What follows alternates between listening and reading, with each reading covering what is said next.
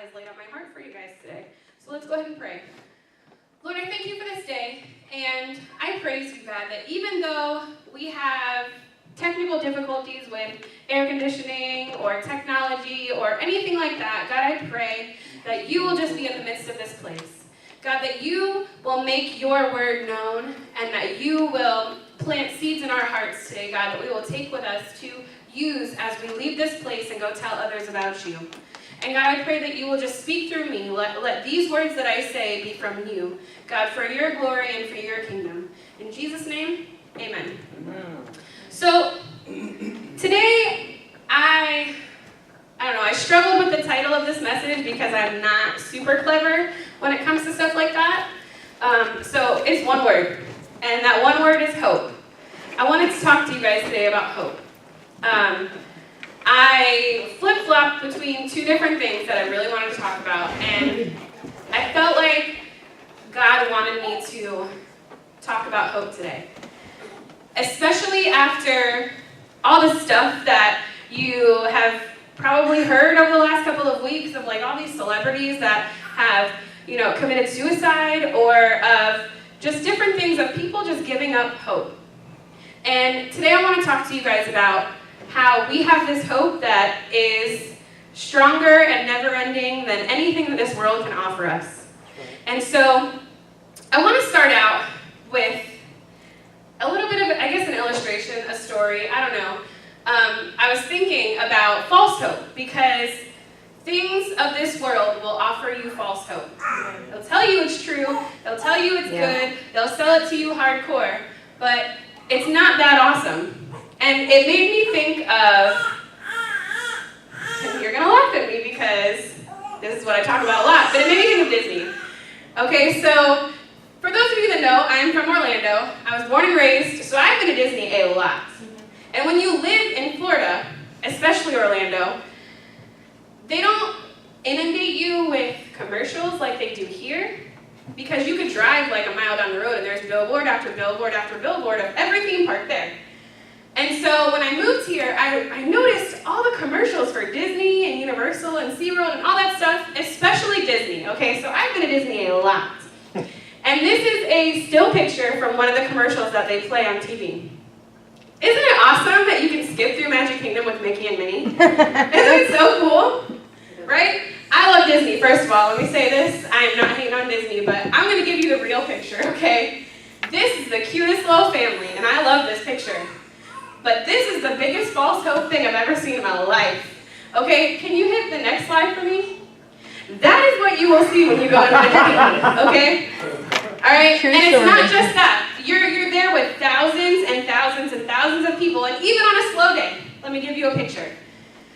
It's probably about 98 degrees outside with a real feel of like 115, or it's raining, or it's both, or it's a bunch of different types of weather that you have no idea how to prepare for. And then you walk in, and I'm sure you're on this like magical feeling, and yes, I'm going to Disney. I love Disney no matter how many times I go.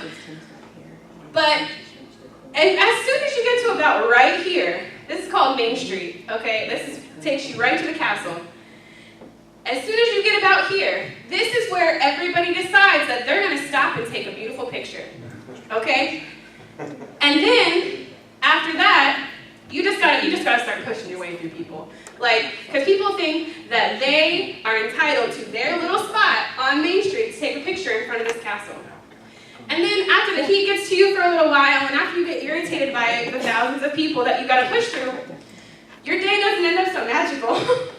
And you walk by and you see families who have probably spent a lot of money because they saw these commercials and they're like, I want to go to Disney, my kids are going to love it there. And you see them after about a couple hours sitting on the side of the sidewalk, and the dad is over here ignoring the kids because the kids are screaming, and the mom's like, I want to have a magical day. No lie, I have heard that. We're supposed to be having a great family vacation. I have heard all of those things at Disney. Because the commercial shows you no other people around, just this family skipping along with Mickey and Minnie. Which is great if you can afford to pay for that, because otherwise, you're the person in those crowds. waiting in the super long lines and the super hot heat, and you're sick of it by like hour 3. And so it's funny to tell that story because, it's just a theme park. But what about in real life? We all have hopes. We all hope for something. I'm sure that when most of you woke up today, you hoped that it would not rain before you got to church. Praise Jesus. I didn't even know that it was raining until I was like, man, it sounds like it's raining. But you wake up and you hope that it's not going to rain. Or you wake up and you might hope that your car starts. Or you wake up and you hope that your kid is going to behave themselves today. Whatever your hope is, you have hopes and you have plans. Because the definition of hope is a feeling of expectation or desire for a certain thing to happen, a want of something to happen, or a feeling of trust. We want stuff to happen, whether it's for today or whether it's for your future. We went to a graduation yesterday, and there were hundreds of students graduating from Snyder High School. And I was sitting there thinking, man, I was there. It doesn't seem like that long ago, but it was 12 years ago. And I remember sitting in that chair, and I had hopes, and I had plans for my future. And I thought, I'm going to do this and this and this, and I'm going to do it all by the time I'm 30. Well, I'm 30, and like half those things have happened. And everyone in here has been in that position. You still do. You still have hopes. You have a desire for something to happen. But sometimes, those hopes, if we misplace our hope, it ends up in the wrong spot. And it ends up disappointing us. And so I want to talk to you guys today about someone in the Bible who put their hope in God, who encouraged others to put their hope in God. And in turn, God was faithful to them. And God showed them that if you hope in Him, if you trust in Him, He will never fail you. The plans might not end up the way that you hope they would, but they end up the exact way that God says they will. Right. And so if you have your Bible, I want you to turn to Joshua chapter 6. And this is a pretty famous story. If you guys ever went to like Sunday school when you were a kid, or, lots of pastors have probably preached about it. We're going to talk about Joshua and the walls of Jericho. And I'm starting in verse 1. It says, "Now Jericho was shut up inside and outside because of the people of Israel. None went out and none came in. And the Lord said to Joshua, 'See, I have given you Jericho into your hand, with its king and mighty men of valor. You shall march around the city, all of the men of war around the city once. Thus shall you do for 6 days. 7 priests shall bear 7 trumpets of ram's horns before the ark, and on the 7th day you shall march around the city 7 times, and the priests shall blow the trumpets. And when they make the long blast with the ram's horn, when you hear the sound of the trumpet, then all of the people will shout with a great shout, and the wall of the city will fall down flat. And the people shall go up, everyone straight before him.' So Joshua the son of Nun called the priests and said to them, 'Take up the ark of the covenant, and let 7 priests bear 7 trumpets, ooh, that's a hard word for me to say today, of ram's horns before the ark of the Lord.' And he said to the people, 'Go forward, march around the city, and let the armed men pass before the ark of the Lord.' And just as Joshua had commanded the people, the 7 priests bearing the 7 trumpets of ram's horns before the Lord went forward, blowing the trumpets, and the ark of the covenant of the Lord following them. The armed men were walking before the priests who were blowing the trumpets, and the rear guard was walking after the ark, while the trumpets continually blew. And Joshua commanded the people," I'm getting there, guys, just hang with me. "Joshua commanded the people, 'You shall not make a shout or make your voice heard, neither shall any word go out of your mouth until the day I tell you to shout. Then you shall shout.' So he caused the ark of the Lord to circle the city, going about it once, and they came to the camp and spent the night in the camp. And then Joshua rose early in the morning, and the priests took up the ark of the Lord, and the 7 priests, bearing the 7 trumpets and the ram horns, before the ark of the Lord walked on, and they blew the trumpets continually. And the armed men were walking before them, and the rear guard was walking after the ark of the Lord, while they blew continually. And the 2nd day they marched around the city once, and returned to the camp. And they did that for 6 days. And then on the 7th day, they arose early at the dawn of the day and marched around the city in the same manner 7 times. It was only on that day that they marched around the city 7 times.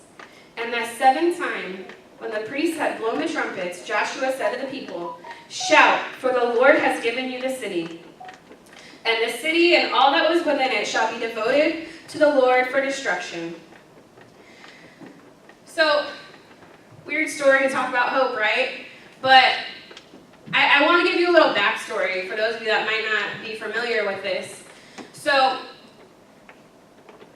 before this, the people of Israel were following Moses, not Joshua.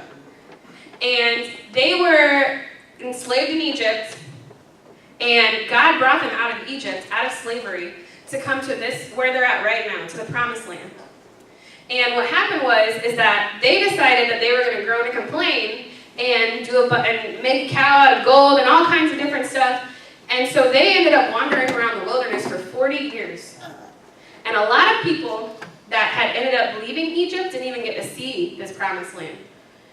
And so God raised up Joshua after Moses and told him, "Listen, this is what's going to happen, because all that stood between them and their Promised Land was this giant wall." Amen. And sometimes we hope for things, and all that's standing between us and the things that we hope for are big walls, right? So I was looking it up, and it wasn't just a giant wall, okay? It was a giant wall that was 6 feet thick and 17 feet high, which is a couple stories high, not that big of a deal, right? But there was also a 28-foot watchtower for someone to watch and make sure that nothing tried to mess up that wall. And then around the wall was a giant ditch that was 28 feet wide and 9 feet deep. And God just told them that the way they're going to break this wall down is by blowing a trumpet and shouting. So let's think here. If you're a leader, if you've been following Moses and now it's Joshua's turn, and your leader tells you, "All right, we're here. We are at the Promised Land. We are at the place that God promised us. We've been hoping for this day forever. And we're finally here. And the way that we're going to get in those walls is not by some giant machine that we're going to bust them down. They're not just going to let us walk in, because it says that nobody went out and nobody came in. And the way that we're going to get in here is we're just going to walk around the wall. We're just going to quietly walk. We're going to take a little stroll. Because it wasn't even that long of a walk. 1 day's march, which was one time around the wall, was less than a half a mile.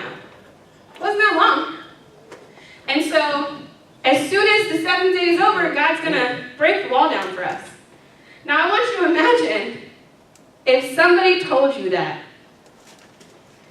It would be a little hard to keep hope in someone that says, God's just going to break the wall down. But the people trusted what Joshua said was from God. And they did exactly what they were supposed to do. And so my first question is, what is your foundation of hope built on? Because the Israelites, they came from slavery, they walked through the wilderness, they went through a lot, and they had hopes to be from Egypt to that Promised Land way faster than 40 years. And so when they finally get to their Promised Land and there's a wall in their way, if they didn't have the foundation of hope that was laid, I would imagine that some of them would have just walked away and been like, "All right, peace out. Because I don't know that God's going to break down a wall for me walking around it." And so Joshua, their leader, had hope that when God said what he was going to do, he was going to do it. And so if your hope is founded on things of this world, on things that you see, then you're only going to be disappointed.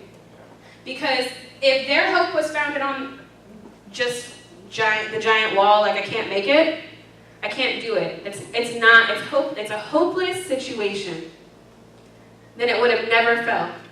They would have never walked around at one time. They would have never listened to Joshua. And so if we look at our circumstances in our life and we think, "Man, this is hopeless. I can't do this." And we put our hope in things of this world instead of placing our hope in Jesus, then we're going to be disappointed. It's never going to end up the way that you want it. It's never going to end up the way that God intends it, because we're going to give up. And so my first encouragement today to you is focus your hope on the true hope and not of the false things that this world is going to offer you. Because just like that picture of Disney, it looks beautiful and it looks fun and it's the most magical place on earth. Until you get there and every surrounding is just not magical at all. And so it's the same thing in our life. If we place our hope in circumstances around us, like in people, if we place our hope in, different things that we might do, parties, if we place our hope in the government, if we place our hope in karma or luck or whatever it is, we're gonna be disappointed every single time. Right. Because our true hope comes from God. Those walls looked high to the people on the other side. Can you imagine? Because there was a watchtower, and I'm sure that there were people in that watchtower. And so day one, they come around, and they're like, well, they're just walking around it. And then they leave. And then day 2, they come back, and they walk around it again.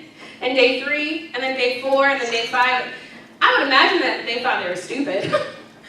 Imagine if you just saw a bunch of people walking around a wall. Not talking, because remember, they're not allowed to. They were told not to. They probably looked real dumb. But in their heart, they knew that God was going to tear that wall down because they knew that that land was theirs. And so in Psalm 147:11 it says, "The Lord delights in those who fear him and put their hope in him, in his unfailing love." The Lord delighted in his people that day, on that 7th day, because on that 7th day they walked around the wall and they did it 7 times. And then as soon as Joshua told them to and they shouted, man, all that hope they placed in God paid off because that wall fell. That's right. And that city, that place was theirs. And I want to turn, before I get into the whole meat of the message, I guess you call it, I want to give you an example of something that is a bad way that the people did not put their hope in God. Because it's easy to sit here and me tell you, put your hope in God. It'll be all right. It's easy for me when you're going through a bad situation to be like, you know what, it's okay, baby, just put your hope in God. It's easy for me to say that, but if you're actually going through something, if you're actually dealing with something, sometimes it's a little bit easier said than done. And so I want to give you an example from the Bible of people that they misplaced their hope. They put their hope in the wrong spot and they knew better. And it's not going to be as long as that story, so if you want to turn there, you are more than welcome to. It's in 1 Samuel chapter 8. And the reason why I chose this is because I love 1 Samuel and 2 Samuel and 1 and 2 Kings. If you want to learn about the history of the people of Israel and how they royally messed up, and then how God showed them so much grace, I would encourage you to read these books. Because for the longest time, after God brought them to the promised land and, God delivered them from Egypt and all kinds of stuff, God was who the people of Israel looked to for guidance. And then if you go to 1 Samuel chapter 8, starting in verse 5, it says,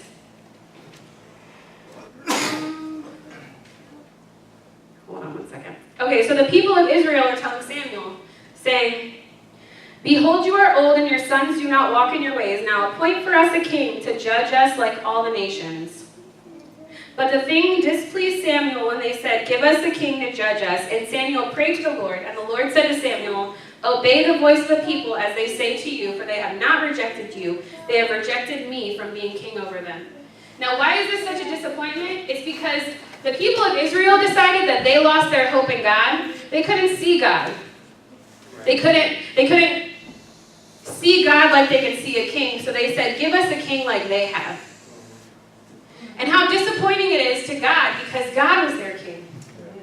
God was who told them what to do. God was who gave them guidance. God was who got them out of slavery. God was who got them through the wilderness. God was who got them through everything. their focus and their hope has shifted from God to, I want what they have. And so they said, give us a king like they have.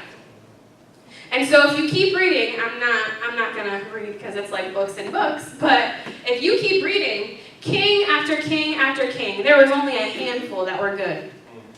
And what they did was they messed up. And they decided they wanted what other people had, even though they were God's people.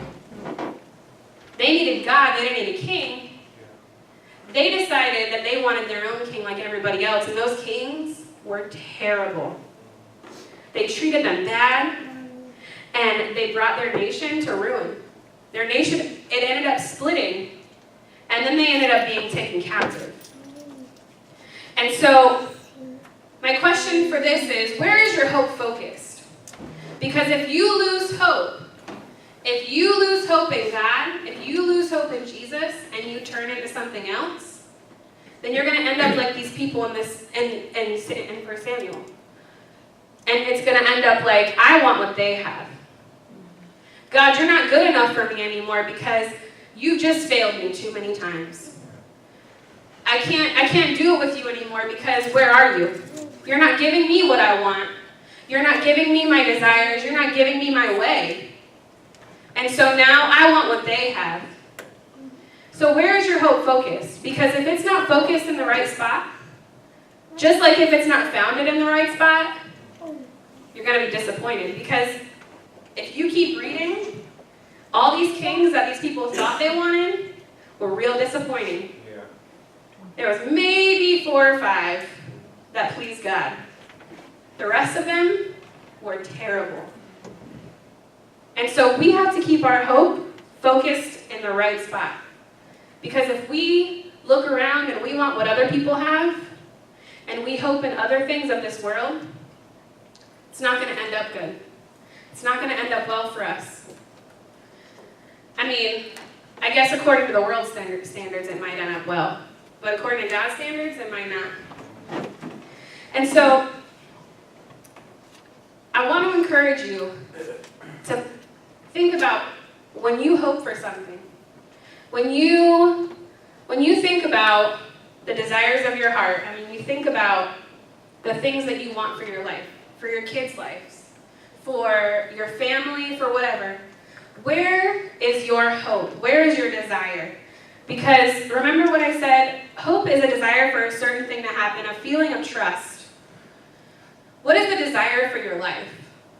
What is the desire for your kids' lives? Where do you place your trust? Because if you have taken, and you might say, you know what, I used to have hope in God. I used to have trust in God. But, too many things, too much stuff has happened, and it's like he's not even there anymore. If you guys, and myself, let me include myself in this. If we don't place our trust in God, then we're going to be settling for stuff that isn't real. Yeah. Come on.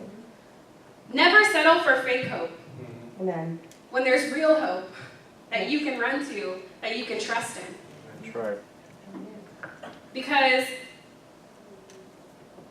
if you keep reading, if you study the rest of this story, there were prophets, there were teachers, there were people that God appointed to tell these kings, to tell the people, turn back to God, don't do this, turn back to God, keep going, keep trusting in God. And nobody listened. And so you know what happened is, if you get to the end of the Old Testament, between the Old Testament and the New Testament, I know it's just a couple pages in your Bible, but there was 400 years of silence. 400 years of God not directing his people.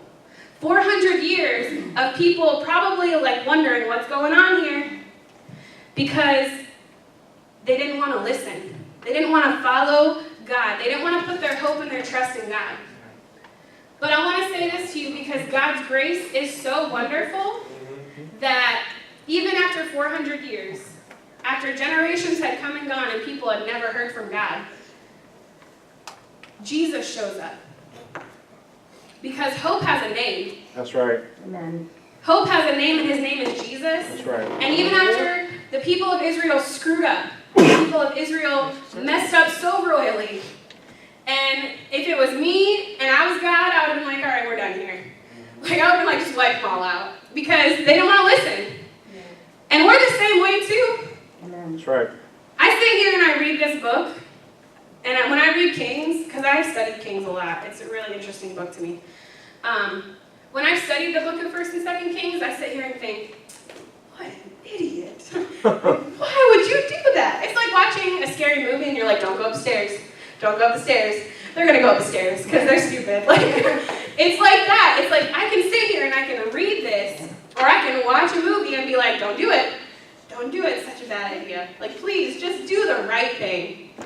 And I can sit here and I can judge and be like, I would never do that. But we all make choices that show that we have not put our hope in God. And I'm sure that people could step back and be like, don't do it. Don't do it. Because we say we'd never do it, but then we go off and do stuff that we shouldn't be doing. We act a way that we shouldn't be acting. That's right. We put our focus and our hope in things that have no business being the forefront of our hope and focus. And so, I turned the page, wrong side. See, today, this has nothing to do with my message, but this is the most notes I've ever written. And Jonathan was like, we're going to be here forever. But I'll have you know that I'm almost done. What? This is going to be the shortest message I've ever done here. You guys are like, yes, it's so hot. All right, so my last point, and don't get too excited because I have a little bit to talk about this, but my last point is hope has a name. That's right. When Jesus came, after 400 years of silence, I'm sure that there were people that had heard stories of this God, but they haven't heard from him in 400 years. And now Jesus shows up. And Jesus offers this hope and this grace and this love like no other. And it's almost like hope is restored. It's almost like, what once was a problem before, and how Jesus is on the scene, and Jesus is here to help us, to take our sin away, to give us back that hope that we had once lost. And so, when Jesus comes on the scene, he says, you know what? I'm going to take the sacrifice. I'm going to take your sin, and I'm going to show you that there is still hope. I'm going to show you that even when things seem real grim, even when things seem like it's hopeless, people like to use that word a lot. People like to say, you know what, it's hopeless. There's no more hope. We can't do anything about this, so we're just going to give up on it. But Jesus says, you know what, no, I'm not going to give up. I'm not going to let this go. Because I came to remove your sin so that I could be reconciled with you. So when people tell you that you are hopeless, when people give up on you and tell you that you're not worth it, when people tell you that it's not worth the time to love you or to give you grace when you need grace, or when people don't want to take time to spend with you and tell you that you're not worth anything, Jesus is here to tell you that that's not true. That he died on the cross, he came down to this world because he loves you. He has grace for you. And he gives us our hope. He gives us our peace. He gives us something that we can trust in. And so, I want to read you, well, no, that's not true, not yet. I want to tell you guys a story. So, I want to tell you a story and tell you that there are things that will happen in your life that will make you, they'll shake your faith and shake your hope and make you wonder what's going on, you know? And I'm sure that's what happened to the Israelites and why they probably wanted a king, because they're like, what's going on? You know, we can't see the end result here. And so, as I was preparing this message, I told you guys stories about my family and all kinds of stuff, but there was a story that came to mind that happened not too long ago. And it was like really upsetting for me. And I don't know, maybe it's not that big of a deal, but it kind of still is upsetting to me. So about 8 months ago, well, backstory, Josh and I are married, if you guys didn't know that. Yeah, now you know. Josh and I are married, and we've talked about having kids, and we want kids, and one day we'll have kids. But like 8 months ago, I decided that I should probably take a pregnancy test, right? And I was like super excited because I was like, maybe it'll happen. Maybe I'll be pregnant. And because I really want to, there's multiple reasons why I want to have kids, but one of the main reasons is I really want to raise a family in the way of God. I want to raise a godly family. I want to raise up a generation in my family that loves God and serves God. And so I took this pregnancy test, and it said that I was pregnant. Now, I'm standing here, this was 8 months ago, clearly not pregnant. I mean, I just like food a little bit too much, that's what it is. So, I am not pregnant. It was a false positive. But, I told Josh, we told Jonathan and Chastity, and we were so excited, and I gave all these people so much hope that we were going to have a kid. And then I went to the doctor, and they're like, we're really sorry, but you're not pregnant. And I was so disappointed. I was so upset. Like, I was mad at myself for giving all these other people hope that we were going to have a family. And so, I tell you that story because I think of that time and I think, man, that was like the biggest false hope ever. It's a good thing we didn't tell more people. But when those situations happen, as upsetting as they are, and I was upset, and it still kind of makes me sad to this day because I would have never said anything if I knew it wasn't true. But what I think about is, if my hope, if my real hope, my true hope, was not founded in Jesus, that would have shaken me so bad and been like, you know what? Forget this. I mean, we've only been married for like almost 2 years, so it's not even that long, but like, I'm 30, you know, remember when I said you have hopes and stuff for your future? I thought I would have had a kid by now. Maybe a couple kids, you know? And so when I see other people having kids so easily, I'm like, man, I couldn't get like one win here. And then I sit here and tell people that I am pregnant, it's not true. But it's not, even though that was super disappointing, and that's not the only thing that I could tell you. I could tell you stories for days of times when I've been so disappointed, and I felt like it was hopeless, and I thought that there was no hope. But if it wasn't for Jesus, when I say that hope has a name, if it wasn't for Jesus during some circumstances in my life, man, I would have given up a long time ago. Because no matter what we go through, every single one of you have a story. You could have walked in here and something happened this morning that makes you feel hopeless. No matter what you go through, if you trust that God has a plan, if you trust that God knows exactly what He's doing, if you trust that Jesus has your best interest at heart, and if you hope in Him, it doesn't matter what you go through because it won't shake you. That's right. So I know that you all have stories. I know that every single one of you have been through something. But if you hope in Him, let me read you this Bible story. It's Bible verse. 2 Corinthians 4:18. So we fix our eyes on things not on what is seen, but on what is unseen, since what is seen is temporary, but what is unseen is eternal. If we fix our eyes on what is seen, like I said, man, our hope is going to fail every time. If we fix our eyes on the unseen, on God, if we keep our trust in Jesus, if we keep our hope in Jesus, no matter what we go through, no matter what happens, we're going to make it through. We're going to keep going because we know that we have this hope that can't be shaken. Hebrews 6:19 says, we have this hope as an anchor for the soul, firm and secure. If you guys know anything about boats, which I don't know very much about boats, I just know that boats don't have brakes. You can't drive them in the water, and you can't put the brakes on and they'll stop. No, they'll just keep on floating. They'll just keep on going. So that boat needs an anchor. Because if it's not anchored when you're not using it, it's going to lead to destruction.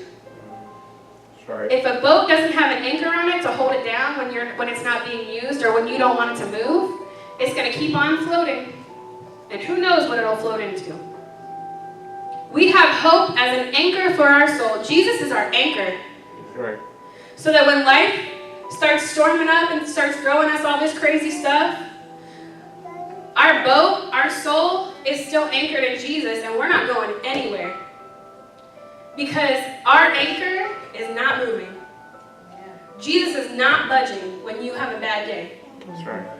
Jesus is not going anywhere when you think that it's over. So we have hope that is our anchor, that keeps us grounded. But we have to make sure that we're holding on to the other end of that anchor. Because if we're not, if the anchor is just sitting on the bottom of the ocean, the boat's still going somewhere. So Jesus can be our anchor all day long, but if we're not holding on to the other side of that anchor, the other side of that chain, That's right. it's not going to make a difference. And so, when I say that hope has a name, he's our anchor. He came after 400 years of silence, and it's been over 1,000 years since he's come. And somehow, through people and through word of mouth and through different things, Jesus is still being told all over the world. That's right.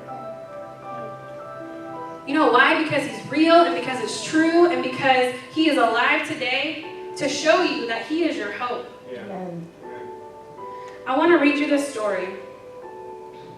This is not a biblical story. I know I've been reading a lot, so just stick with me because legit, I'm almost done. This is legit, I'm almost done.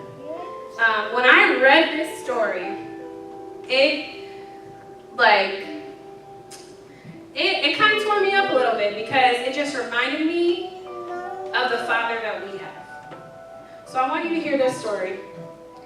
So in 1989, there was an 8.2 earthquake in Armenia, which is over on the other side of the world.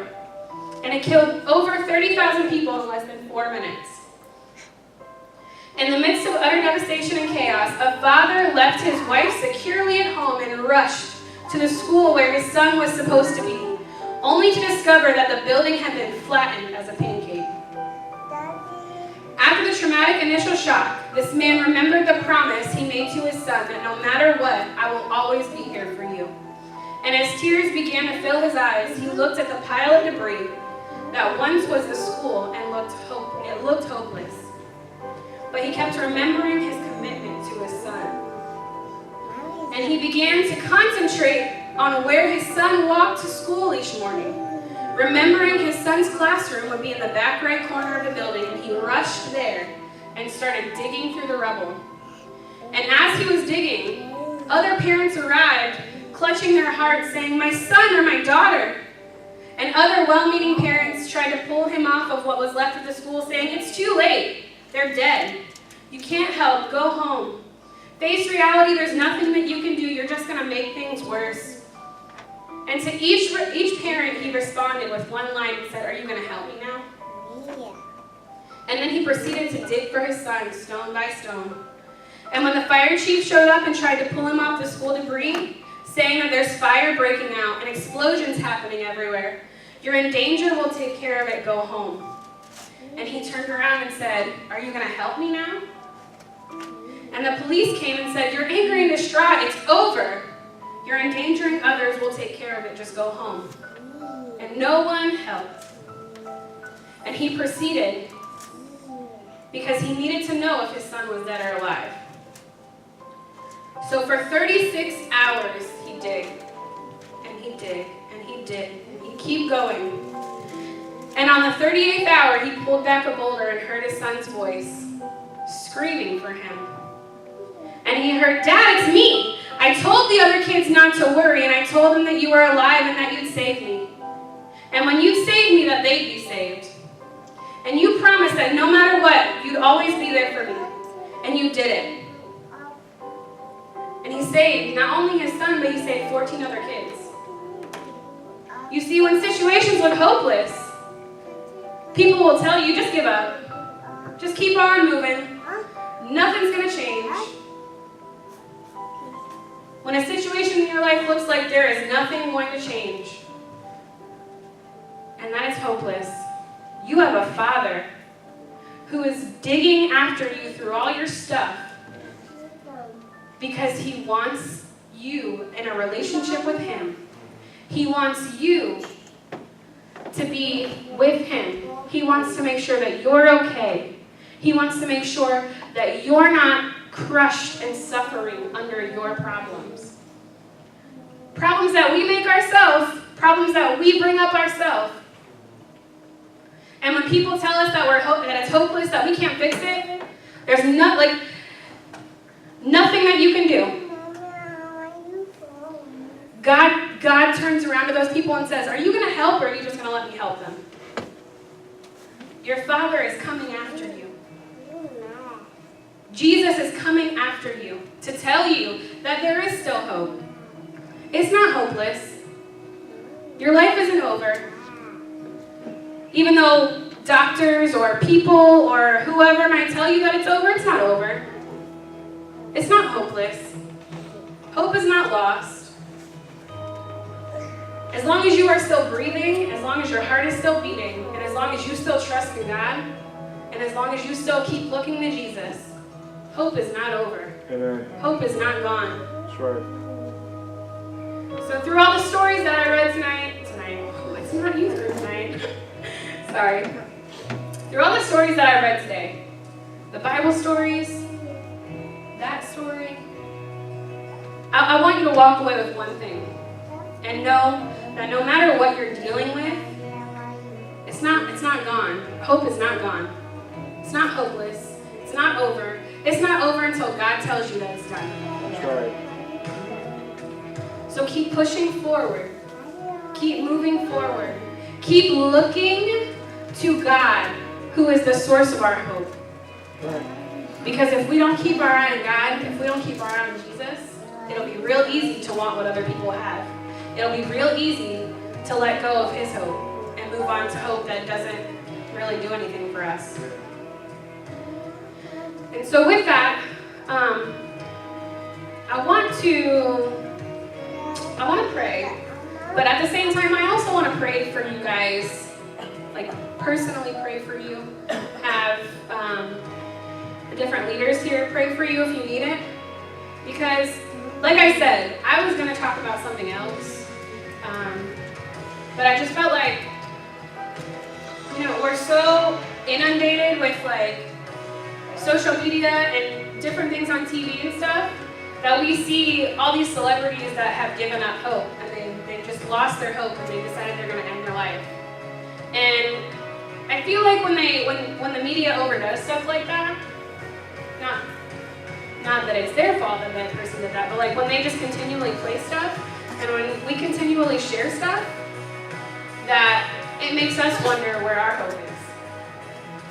And I want you guys to leave here knowing today that your hope is not in anything of this world, but it's in Jesus. Amen.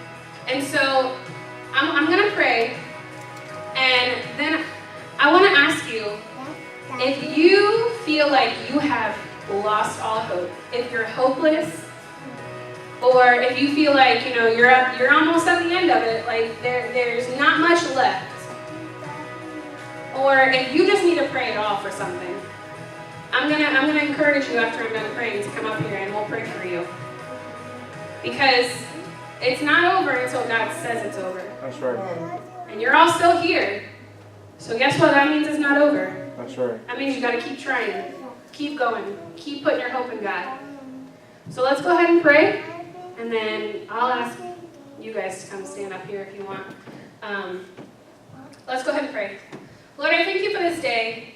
And God, I thank you that even though sometimes it's hard to not focus on the things that we can actually see. Sometimes when the doctors give us a bad report, or sometimes when our kids aren't acting right, or sometimes when things just aren't going right, it's hard not to see those things and look past them. But God, I pray that you will help us and renew our hope today. Help us to look to you. Help us to continually just put our hope in you. That no matter what comes our way, no matter what happens, no matter what people say or do or what, if we screw it up, God, we thank you for your grace. And I just pray that we will continually put our hope in you, that it's not all hopeless.